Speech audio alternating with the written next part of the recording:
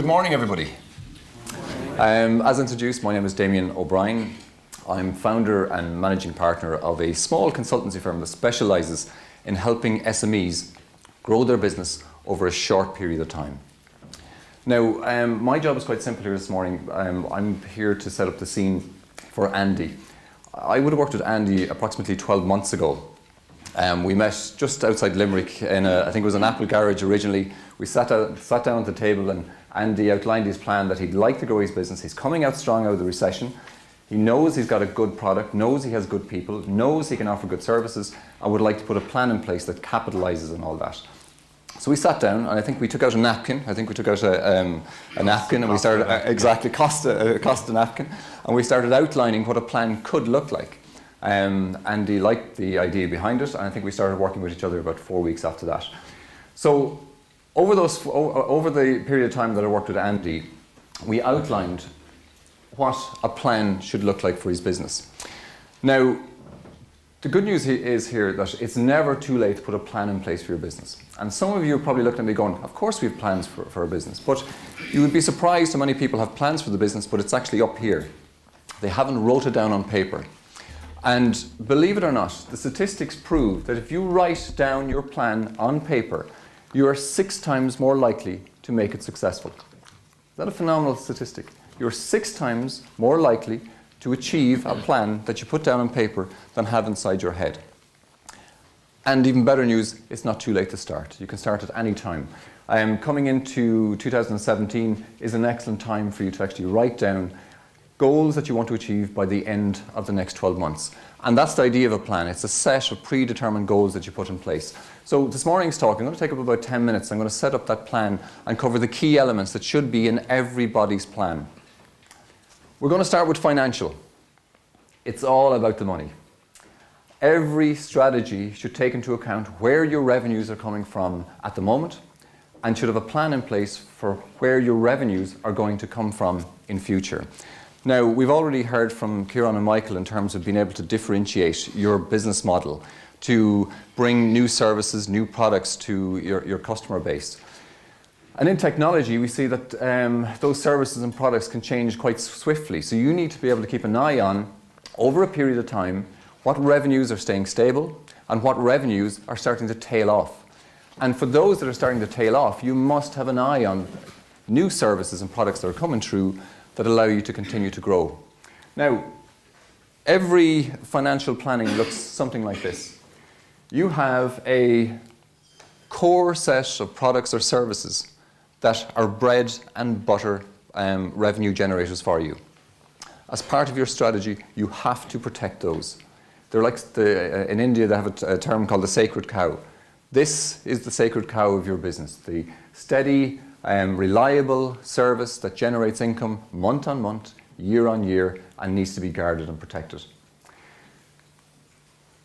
When you start doing micro planning of your sales and your revenue generating potential, you will see this blue line here is the services or products that start to tail off. Now, I have put in 2016, 2018, more or less to reflect Andy's plan, looking over a 3-year time frame. So we were able to identify what services, what areas are going to tail off. And we were also able to identify what he was going to replace that with. What was the area that would allow him to differentiate in the marketplace, and a busy marketplace, to be able to offer innovative services, innovative products that he could come to a trusted consumer base and say, why don't you try this? We have expertise in this area, therefore we have products that can back it up, and we're the right people to go on this journey with. And once you identified what those products or services are, that's when you start to really hone in on your strategy. That's where you start building the infrastructure, the people, the processes to capitalize on that direction. You really have to kind of, there's an old phrase called burn the boats. When the Vikings used to come to any country, they'd park the boats on the beach, have a big party that set fire to the boats. There was no going back. Strategy is a bit like that sometimes. You have to commit. You have to decide that that is the right direction for your business to go in. You concentrate on bringing your business there, and you set up the infrastructure to make it happen.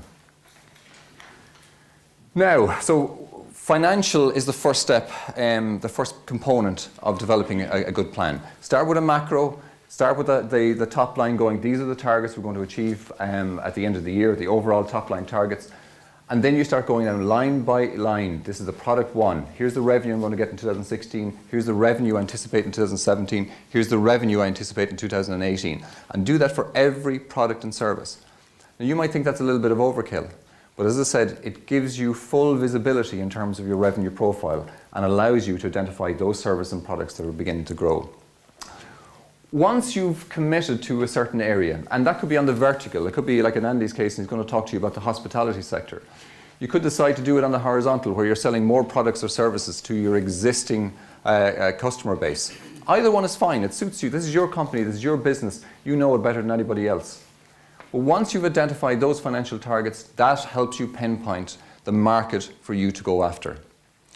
And again, when you identify that market, you know exactly who your customer base are, you know how to reach them, you know what message to give them, and that's really important. You need to have a compelling argument that allows you to say, I am the best in class at what I do. Why would you go to anybody else for the same product or service? And when you understand that, it means you can develop a pretty comprehensive marketing plan on the back of it. That's market. Customer. Now, I'm going to be talking after the break. I think Alex is going to be coming up after our session, and then I think after the break I'm going to give a talk on optimizing your sales operations. Two components of that particular talk are based around account management and new business development. And it's surprising how many companies don't focus on their own accounts first before looking to generate new business. So during that talk, I'm going to talk about having a systematic way of doing account management. Andy's going to bring you through the steps that he's incorporated internally into his organization. But we also address new business development. Adding new customers all the time to your existing customer base is hugely important. And that also can be done systematically. So I'm going to go through that a little bit later. So we have three items covered for that plan so far. We have financial, we have market, and customer. The next part of that plan should be efficiency and innovation. And efficiencies really boil down to having good systems internally. Good sales process, good account management process, introducing lean if it's appropriate, looking for ways to streamline or take costs outside your business. And when it comes to innovation, when you've identified the market that you're going after and you know what service or product best suit them, be innovative in putting the packages of services together that allow you to put a comprehensive solution towards your customer. So efficiency and innovation. And the final part, and both Kieran and Michael alluded to this as well, people and organisation. Gearing your organisation for that green curve, the one that is starting to grow, where you need to put all of your efforts into in terms of strategic importance. Now, this, for most owner-managers, is the most difficult aspect of changing a strategic direction. Because there's a hard step in here, because some of the people that you have with you inside your business are not the people that you're going to have on the next phase of your journey. They are difficult conversations to have. You might need new skills, new confidence, new attitudes, new energy to refocus. And those hard conversations are worth having because they allow you to put room inside your organizations for the next phase of people to bring you on that journey.